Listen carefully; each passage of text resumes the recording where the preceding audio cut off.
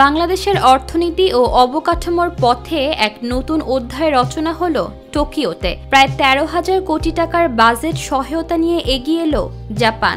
এই অর্থ বাংলাদেশের রেলপথ, শিক্ষা ও জলবায়ু সংস্কার খাতে ব্যয় করা হবে।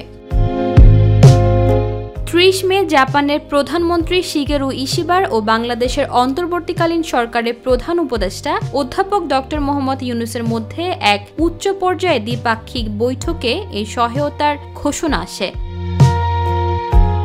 মোট সহায়তা 1.063 বিলিয়ন মার্কিন ডলার, যার বর্তমান বাজার মূল্য অনুযায়ী টাকার পরিমাণ দাঁড়ায় প্রায় 12,958 কোটি টাকা।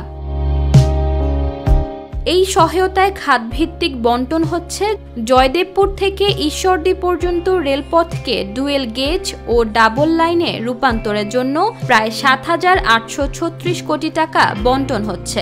অর্থনৈতিক সংস্কার ও জলবায়ু খাতে উন্নয়নের জন্য ঋণ দেয়া হয়েছে প্রায় 5,110 কোটি টাকা। অন্যদিকে বাংলাদেশের শিক্ষার্থীদের স্কলারশিপ বা বৃত্তির জন্য দেয়া হয়েছে প্রায় 51 কোটি টাকা। যৌথ বিবৃতিতে বলা হয়, এই সহায়তা শুধু উন্নয়ন প্রকল্প নয়, এটি দুই দেশের পারস্পরিক আস্থা, কৌশলগত অংশীদারিত্ব ও বন্ধুত্বের প্রতীক। বৈঠকের শেষে জাপানের প্রধানমন্ত্রীকে বাংলাদেশ সফরে আমন্ত্রণ জানান ডক্টর ইউনূস। ইশিতা রহমান, নিরপেক্ষ নিউজ ডেস্ক।